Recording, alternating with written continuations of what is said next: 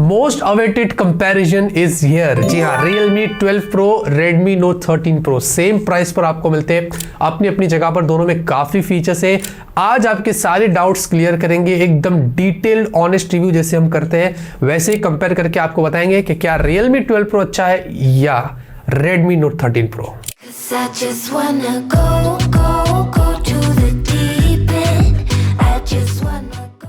सबसे पहले बात करते हैं सॉफ्टवेयर की। Realme 12 Pro, Android 14, Realme UI 5, 2 साल की ईयरली यूज अपडेट्स, 3 साल के सिक्योरिटी पैचेस।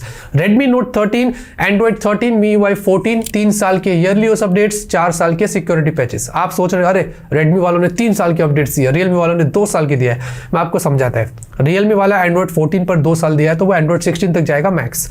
Redmi वालों ने Android 13 पर 3 साल दिया है, ये भी 16 तक जाएगा। तो कान ऐसा पकड़ो या घुमा के पकड़ो, बात तो वही हो जाती है कि Realme वालों ने लेटेस्ट देकर सिर्फ 2 साल दिया है, Redmi वालों ने आउटडेटेड देकर 3 साल दिया है, बात वही हो जाती है। अब दोनों में आपको वैसे सॉफ्टवेयर में एक्सपीरियंस अच्छा मिलेगा, अपना अपना प्रोज और कॉन्स है, लेकिन कोई लैग स्टटर या जिटर हमने ऐसा नहीं देखा है, स्मूथ परफॉर्म होता है। बाकी Realme में आपको काफी ब्लूटूथ से हॉट एप्स, हॉट गेम्स लगेला है तो आप उनको डिसेबल कर सकते हैं। मल्टीपल एप्स यहाँ पर आपको मिल जाएंगे। इनके खुद के मार्केट का नोटिफिकेशन आता रहता है तो वो चीज अनॉय करती है, बट आप सबको डिसेबल कर सकते हैं।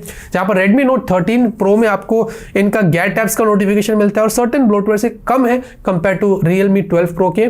और यहां पर भी आपको थोड़े बहुत नोटिफिकेशंस मार्केट के ही मिल जाते हैं, आप इनको निकाल सकते हैं।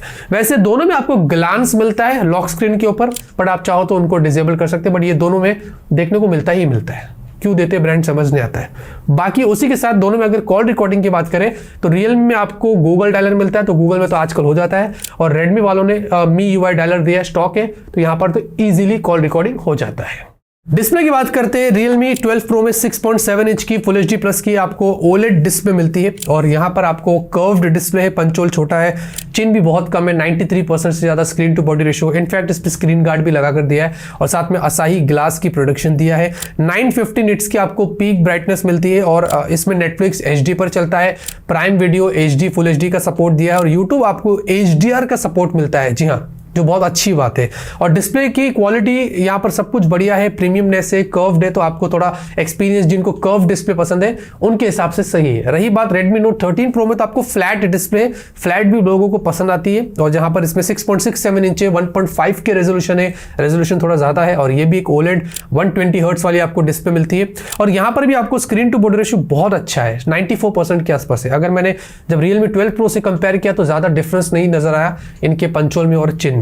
साथ ही साथ स्क्रीन गार्ड यहां पर भी लगा है, बट इसके स्क्रीन गार्ड पर बहुत स्क्रैचेस आते हैं, बहुत लो क्वालिटी का स्क्रीन गार्ड दिया है, लेकिन साथ में गोरिल्ला ग्लास विक्टस की प्रोटेक्शन है, तो ये चीज आपको यहां पर कमाल की देखने को मिलती है। और यहां पर 1800 निट्स की पीक ब्राइटनेस है, तो आउटडोर में आज जब हमने चेक किया और इंडोर में भी हमने अलग अलग एंगल से जब चेक किया तो Redmi की जो ब्राइटनेस थी वो थोड़ी ज्यादा थी कंपेयर टू Realme 12 Pro के। बाकी इसमें Netflix पर डॉल्बी विजन का आपको सपोर्ट है, प्राइम सेम है, HD फुल HD, लेकिन यूट्यूब पर HDR का आपको सपोर्ट यहां पर नहीं मिलता है। ओवरऑल दोनों के डिस्प्ले अपने अपने प्रोज और कॉन्स के साथ आते हैं। कर्व चाहिए तो Realme 12 Pro, फ्लैट चाहिए तो Redmi Note 13 Pro। बाकी नेटवर्क कनेक्टिविटी की भी बात कर ले तो 5G सपोर्ट आपको दोनों में मिलता है, आपको डुअल सिम 5G है, और साथ में हमने कॉलिंग टेस्ट किया, उसी के साथ हमने डाउनलोड स्पीड देखा दोनों में 5G लगाकर, तो ज़्यादा कोई हमें डिफरेंस देखने को नहीं मिला। कॉल क्वालिटी वगैरह सब कुछ सेम था, डिपेंड करता है कि आप कौन से कैरियर सिम कार्ड का इस्तेमाल करते हैं। तो 5G को लेकर, कॉल क्वालिटी को लेकर दोनों में हमें कोई मेजर इश्यूज नहीं दिखाई दिए। बाकी दोस्तों बैटरी के उठाते हैं, 5000 mAh की बैटरी दोनों में आपको मिलती है, और दोनों में ही सरप्राइजिंगली 67 वॉट की आपको फास्ट चार्जिंग मिलती है। हमने यहाँ पर अगर बैटरी ड्रेन टेस्ट करके देखा तो रात के 12 बजे के आसपास हमने इनमें 8 घंटे का वीडियो प्लेबैक टेस्ट किया दोनों में साइमल्टेनियसली, और इसमें लगभग 8 घंटे बाद Realme वाला जो था वो 44% पर था, और Redmi वाला जो था वो 42% पर था, ज़्यादा कोई फर्क था नहीं। तो इसमें हमने जब नोटिस किया तो हमें कोई चेंजेस नहीं दिखाई दी। और चार्जिंग की बात करें तो वो दोनों वही 1 घंटे के अंदर आप इनको फुल चार्ज कर सकते हैं 0 to 100%, वहां पर भी कोई चेंजेस नहीं था। मतलब बैटरी बैकअप बहुत अच्छा मिलता है, और जनरली देखा जाए तो आप दोनों को फुल डे आराम से इस्तेमाल कर सकते हैं। परफॉर्मेंस के लिए यहाँ पर डिफरेंस है। Realme 12 Pro में Snapdragon 6 Gen 1, ये इंडिया का पहला फोन है जो इस चिपसेट के साथ है। अभी तो Honor का X9B आएगा, वो दूसरा फोन बनेगा, लेकिन यहाँ पर ये जो चिपसेट है वो बहुत अच्छा परफॉर्म करती है। और Redmi Note 13 Pro में Snapdragon 7S Gen 2 जो हमने कुछ फोन्स में देखा है, और वो चिपसेट भी बहुत अच्छी है। दोनों के Antutu स्कोर्स अगर आप देखते हैं तो बहुत ही अच्छे हैं, ऑलमोस्ट क्लोज है। हाँ, Realme वाला थोड़ा सा आगे है बट ऑलमोस्ट क्लोज है, और दोनों ही 4nm पर बेस्ड है, तो दोनों की बैटरी एफिशिएंसी आपको सेम देखने को मिलती है। बाकी CPU थ्रॉटल देखेंगे तो Realme वाला यहां पर भी आगे था 95%, तो Snapdragon 6 Gen 1 काफी ज्यादा ऑप्टिमाइज लगती है। अगर थ्रॉटलिंग की बात करते हैं, Redmi का जो Snapdragon 7S Gen 2 है वो 79% पर था, लेकिन Redmi वाले ने थर्मल्स को थोड़े कंट्रोल किया था 40 डिग्री सेल्सियस, Realme वाला थोड़ा ऊपर हो गया था 42 डिग्री सेल्सियस। बाकी दोनों के अंदर आपको BGMI, call of duty, HDR ultra पर आप सेट करके खेल सकते हैं। Redmi में, Realme में तो एक्सट्रीम पर चला जाता है, लेकिन 90 FPS का सपोर्ट हमने यहाँ पर नहीं देखा था। बाकी जेंशिन इंपैक्ट आधा घंटा हमने दोनों में टेस्ट किया, और दोनों में हमने लगभग देखा तो 40 degree Celsius 41 degree Celsius max heat हुआ था, और कांस्टेंट 60 FPS के फ्रेम रेट्स दिखाई दे रहे थे। इससे ये पता चलता है कि CPU GPU कमाल है, इनका परफॉर्मेंस यहाँ पर टॉप नॉच मिलेगी अगर आप कितना भी हाई एंड गेम्स इसमें खेल लो। दोनों में आपको LPDDR4X मिलता है, लेकिन स्टोरेज में डिफरेंस है। Redmi आपको UFS 2.2 है, तो Realme आपको UFS 3.1 है। और हमने एक स्पीड टेस्ट भी किया था जनरली देखने के लिए कि दोनों में कौन अच्छा जल्दी परफॉर्म करता है, ऐप कितना मेमोरी में रहते हैं, कौन जल्दी ऐप लोड करता है। हाउएवर दोनों जो वेरिएंट हमारे पास है वो 8 GB वाले ही है, तो इसी में टेस्ट बनता ही बनता है। हमने जब यहाँ पर चेक किया तो सरप्राइजिंगली Redmi जो था वो आगे निकल कर आ गया था। जी हाँ, तो आप देख सकते हैं। और उसके बाद जब हमने रीटेस्ट किया वापस से, तो मेमोरी में भी Redmi Note 13 Pro के ज्यादातर ऐप्स दिखाई दिए थे, Realme के ऐप्स दोबारा लोड हो रहे थे, तो ये चीज हमने नोटिस किया। तो स्पीड टेस्ट की अगर बात करते तो Snapdragon 7S Gen 2 थोड़ा बेटर निकल कर आया। इसको मैं ऑप्टिमाइजेशन का भी एक रिवॉर्ड में दे सकता हूं अगर Redmi Note 13 Pro की बात करते हैं। कैमरे की बात करते हैं, Realme 12 Pro Sony IMX882 sensor है, 50 मेगापिक्सल। जी हाँ, OIS के साथ है, 4K 30 FPS और 720p 240 पे आपको स्लो मोशन वीडियोस मिलते हैं। 32 मेगापिक्सल का इसमें टेलीफोटो सेंसर दिया है, ये बहुत बड़ी बात है। जी हाँ, ये हमें देखने को ज्यादा नहीं मिलता है, और ये 20x जूम लेके आया है।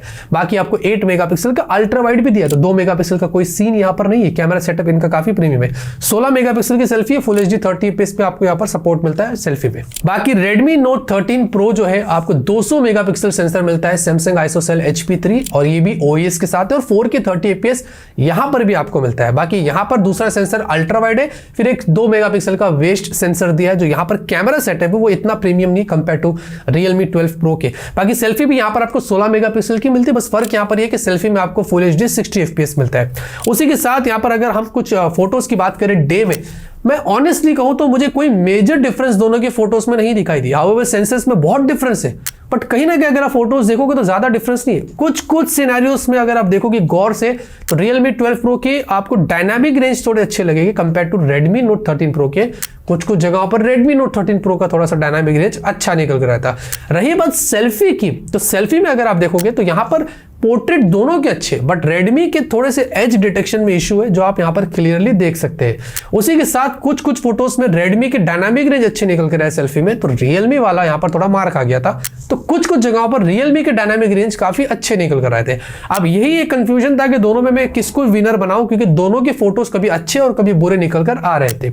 रही बात वीडियो की, तो वीडियो में भी यहां पर ज्यादा डिफरेंस नहीं था। फ्लिकरिंग थोड़े आपको दोनों में दिखाई देगी, ये स्टेबलाइजेशन मोड है। कहीं ना कहीं दोनों के डायनामिक रेंज ऊपर नीचे, स्लाइटली Realme 12 Pro का डायनामिक रेंज अच्छा था।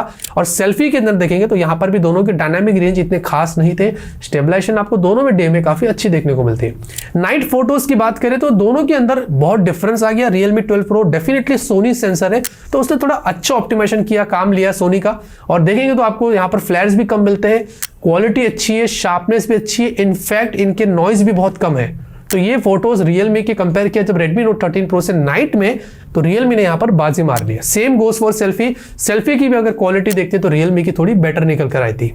और वीडियो भी देखेंगे, रियर सेल्फी दोनों, तो यहाँ पर अगर रियर वीडियो देखते हैं तो Realme 12 Pro यहाँ पर थोड़े बेटर स्टेबलाइजेशन भी दिया, क्वालिटी भी अच्छी थी, और सेल्फी भी Realme 12 Pro की मुझे नाइट में थोड़ी सी बेहतर देखने को मिली। बाकी कलर करेक्शन हो डे में, या दोनों की अगर मैं शार्पनेस की बात करता हूँ, डायनामिक रेंज, दोनों अपनी अपनी जगहों पर अच्छे बुरे थे। तो यहाँ पर कैमरा डे में इक्वल है, नाइट में डेफिनेटली Realme 12 Pro थोड़े अच्छे फोटोज लेता है। डिजाइन और बिल्ड की बात कर लेते हैं, ये भी बहुत इंपॉर्टेंट चीज है और दोनों में बहुत डिफरेंस है। रियलमी वाला लेदर बैग के साथ है तो रेडमी वाला ग्लास बैग के साथ है, और दोनों में आपको फ्रेम्स प्लास्टिक मिलते हैं, दोनों में डुअल स्पीकर्स, दोनों में आपको डुअल माइक, दोनों में टाइप सी पोर्ट। लेकिन रेडमी वालों में आपको आईआर ब्लास्टर अलग से मिलता है और 3.5 mm जैक मिलता है, जबकि रियलमी 12 प्रो में वो दोनों नहीं मिलता है, ये एक एडिशन है। दोनों में अंडर डिस्प्ले फिंगरप्रिंट स्कैनर आपको मिलता है। वेट और थिकनेस पे दोनों के फर्क है, रियलमी वाला जो है वो आपको 7.98 mm 187, और रेडमी वाला 8.75 190, क्योंकि ये कर्व्ड है तो थोड़ा सा आपको ग्रिप अलग मिलता है, लेदर है तो होल्ड करने पर पीछे से भी थोड़ा कर्व्ड है, तो इसका जो ग्रिप है वो थोड़ा बेहतर है कंपेयर टू रेडमी के। तो डिपेंड करता है आपको फ्लैट या कर्व, इसमें भी वही एक रीजन आ जाता है, और दोनों में अलग अलग कलर्स मिलते हैं, तो जो आपको ठीक लगता है आप चूज कर सकते हैं। अब बात करते हैं इनकी प्राइस की और हमारे कंक्लूजन की, जो मेरे लिए बहुत डिफिकल्ट पार्ट है। देखिए दोनों की प्राइस सेम है, 8GB रैम 128GB स्टोरेज से स्टार्ट होते हैं 25,999। किसी पर भी ऑफर रहेगा तो आप इनकी प्राइसेस को और भी नीचे ला सकते हैं। बट मेरे कंक्लूजन की बात करें दोनों में से कौन सा अच्छा फोन है, तो मैं बहुत कंफ्यूज्ड हूं, क्योंकि दोनों ही फोन, एक में फ्लैट डिस्प्ले एक में कर्व डिस्प्ले, तो यहां पर यूजर्स बढ़ जाएंगे। परफॉर्मेंस के लिए स्नैपड्रैगन 6 Gen 1 कुछ जगहों पर बहुत अच्छा था, लेकिन स्पीड टेस्ट के मामले में रेडमी अच्छा निकल कर आया। कैमरे की बात करें तो डे में दोनों इक्वल थे, लेकिन नाइट में रियलमी ने थोड़ा अच्छा परफॉर्म किया। साथ ही साथ अगर बात करते हैं बैटरी की, तो उसमें भी चार्जिंग और ड्रेन टेस्ट में सेम था, गेमिंग में भी ऑलमोस्ट सेम थे, और सॉफ्टवेयर में भी एंड्रॉइड 16 तक और ब्लूटूथ के साथ वो भी सेम थे। तो दोनों अपनी जगह पर मुझे लगता है कि ऐसे ही काम कर रहे हैं जितना हमने जैसे टेस्ट किया। बाकी आप मुझे कमेंट में बताइए कि आपके हिसाब से दोनों में से कौन सा फोन अच्छा है। मैंने बस इस वीडियो में आपके डाउट्स क्लियर कर दिया, दोनों को कंपेयर करके बता दिया कि किस में कितना दम है। बाकी लाइक करिए, सपोर्ट करिए, सब्सक्राइब करिए। तब तक के लिए ऑलवेज कीप स्माइलिंग।